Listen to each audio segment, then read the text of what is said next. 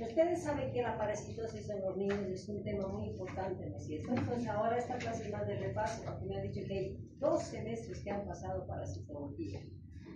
Sí, mi chica. No, el que le ha dicho eso ha mentido. O sea que este es un repaso demasiado, ¿no es cierto? Porque ya pasó todo lo que es la parasitología. Ahora vamos a adaptarnos un poquito a lo que es la parasitología en pediatría. Y cuando hablamos de parásitos tenemos que saber agrupar en 2 tipos de parásitos. Uno, lo que son llamados gusanos, ¿cierto? Aquellos que vamos a poder desparasitar.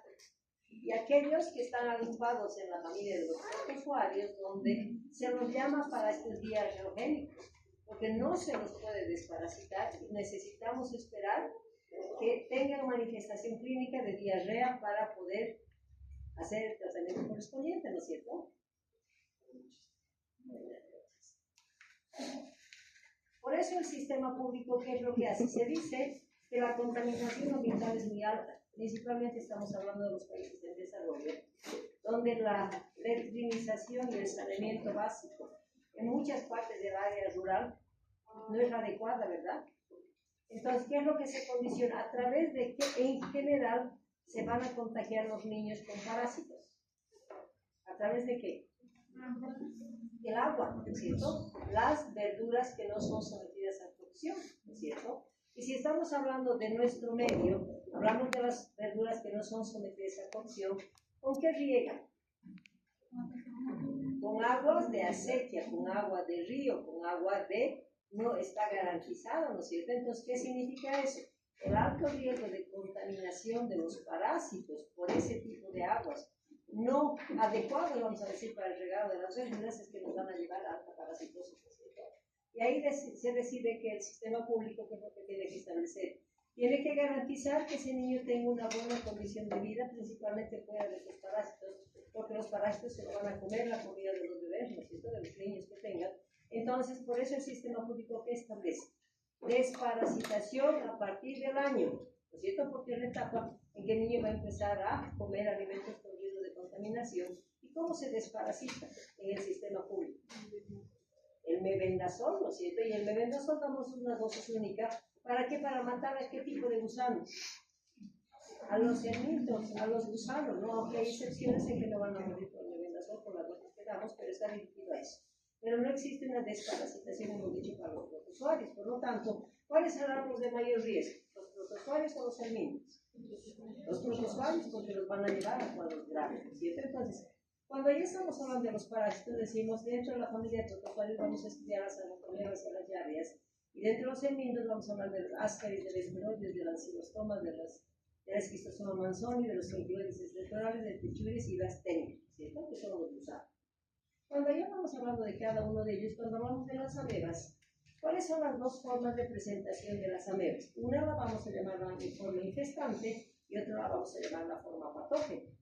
La infestante es aquella que tiene que ingerir el niño a través de esas verduras mal desinfectadas, vamos a decir, o verduras por vía de contaminación. Ese niño va a ingerir los quistes para determinar la patología. Entonces la forma infestante la vamos a llamar los quistes, ¿no es cierto? Y cuando ese quiste ya ingresa al intestino y ya adquiere un medio adecuado, ¿qué significa? Que tiene que desenquistarse para dar el componente patológico que es la ameba, ¿no es cierto? No es el protozoico de la ameba. Entonces, si hablamos de forma infestante, ¿qué características va a tener ese quiste? Es una forma ovoide, su característica es que va a tener 4 núcleos, y su característica también es de que esos núcleos va a saber utilizar porque tiene una división binaria. Por lo tanto, cada quiste va a producir 8 trofozoitos. Significa que el alto nivel patógeno de la ameba es debido a esa multiplicación que se va a tener, ¿no es cierto? Y otra característica es, normalmente, ¿con qué se desinfectan las verduras? TG6. Como antisépticos o con cloro, ¿no es cierto?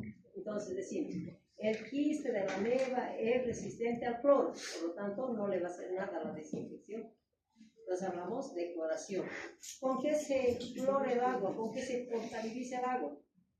Con el cloro, ¿no es cierto? Entonces el agua potable muchas veces, si es que no se da la condición de niveles adecuados de cloración y la limpieza que se da, van a ser el medio de contaminación. Por eso en nuestro medio, ¿qué es lo que se recomienda? No tomar agua del grifo. En otros países garantizan la potabilización y pueden tomar agua del grifo, ¿no es cierto? Pero en nuestro medio no, por esta condición de que es resistente a la cloración, es resistente al frío.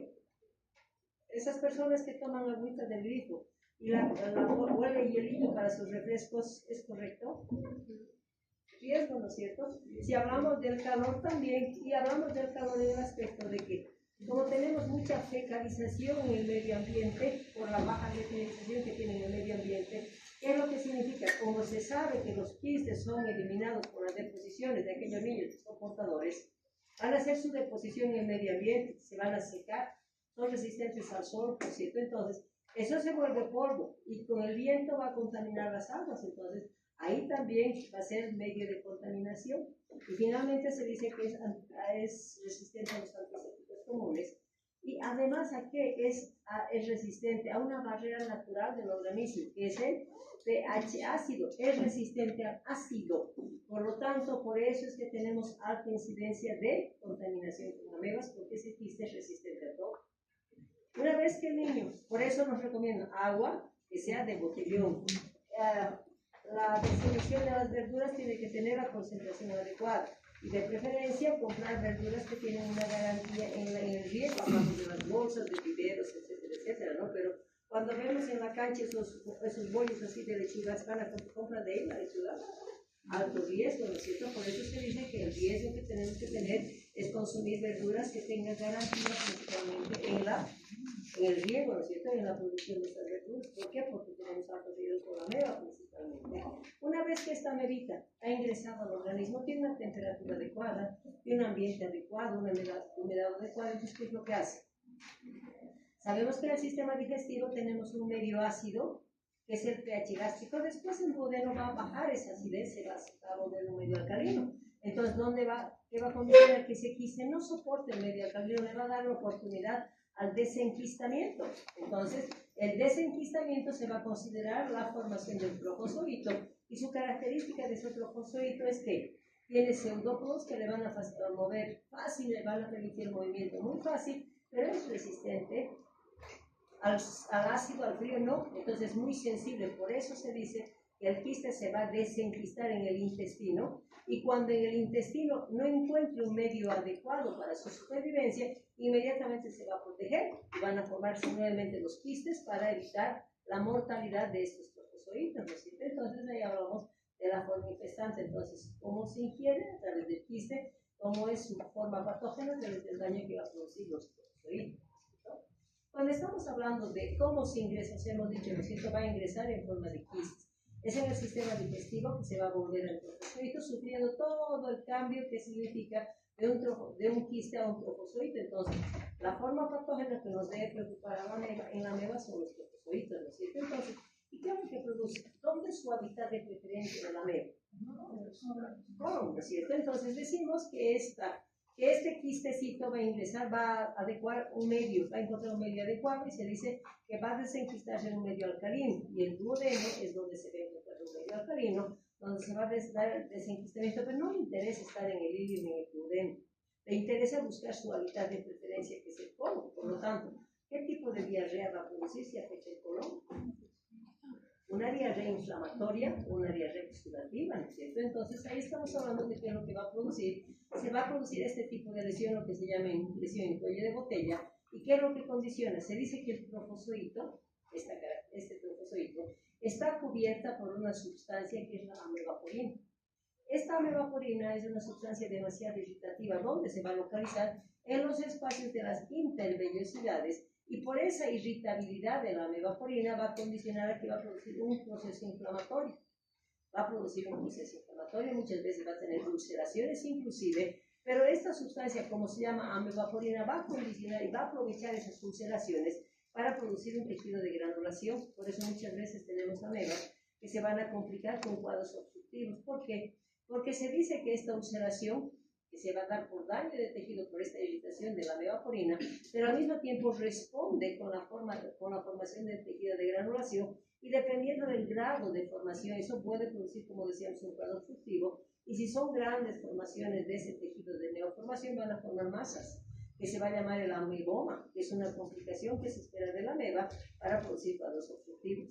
Pero como el cuadro directamente se va a establecer con proceso inflamatorio y ulcerativo, ¿qué característica va a tener esa diarrea mediana?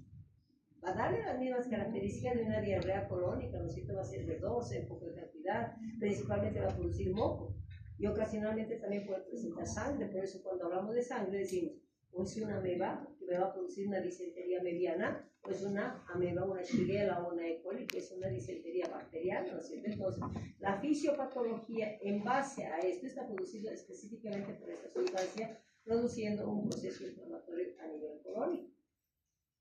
Pero cuando hablamos de la ameba decimos, tenemos dos probabilidades en la ameba. Tenemos un foco primario, que siempre va a ser el cuadro inicial en el intestino, donde va a dar todo ese cuadro de diarreas inflamatorias que hemos dicho, ¿no es cierto? Entonces van a tener la forma intestinal, que siempre va a considerarse la forma primaria, produciendo una diarrea inflamatoria exudativa colónica, con las características que hemos mencionado, ¿no es cierto? Pero si ese niño tiene una baja inmunidad y tiene predisposición de una difusión, entonces esta ameba que estaba en el intestino va a atravesar a través de la pared, va a tomar sistema hemático, y si toma el sistema hemático, ¿dónde se va a ir?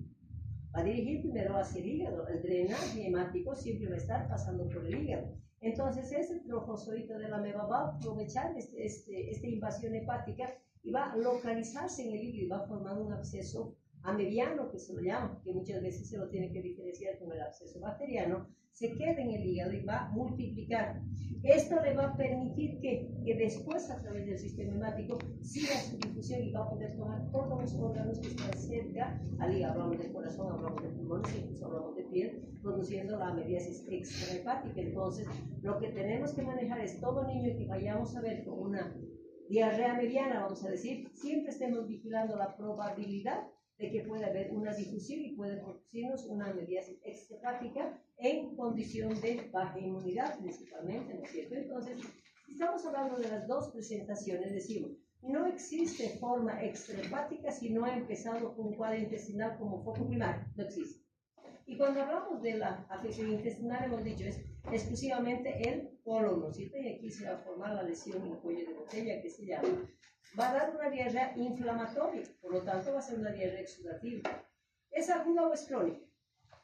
Dependiendo de en qué momento le estamos encontrando. Si es una ameba inicial, vamos a tener una diarrea aguda. Pero ¿qué pasa si ese niño se vuelve portador? Al ser portador está dando condición a que cada vez que baje su inmunidad o ese trofozoito tenga la oportunidad de convertirse a forma patógena, va a producir una diarrea. Entonces muchas veces tenemos esa conversión de una diarrea aguda a una diarrea crónica cuando ese niño se ha convertido en portador. Luego estamos hablando de dolor abdominal, es aumento del peristatismo, que siempre va a producir esta diarrea mediana, por lo tanto está relacionado con dolor abdominal. La frecuencia va a ser 6 a 8 veces, pero su característica es colónica. Es color verde café, es en poca cantidad. Y no estamos hablando aquí de olor, porque el olor me da la bacteria, no me da la ameba, ¿no es cierto? Y cuando tenemos sangrecita, vamos a hablar de que vamos a condicionar a que puede estar relacionado con una colitis amebiana. Y como es un proceso inflamatorio, en respuesta a ese edema y a esa inflamación que se produce en el epitelio colónico, ese síntoma, el niño que va a decir, cuando hace su deposición le duele la vaginita, está relacionada con tenesmo y está relacionada con el pujo por el mismo edema que se va a producir en todo a nivel del colon, ¿no es cierto? Entonces, foco primario, como una diarrea común colónica, ¿no es cierto? Pero si ese niño es desnutrido, tiene condición de una superinfestación de trofozoitos, nos va a dar la oportunidad de pasar a la forma extrahepática, ¿no es cierto? Entonces, la extraintestinal va a ser la hepática. Cuando hablamos de la hepática, significa que se va a acumular el trofozoito, va a dañar el hepatocito, lo que va a conducir ¿a qué? A que hay aumento del volumen de ese hígado. Entonces, la característica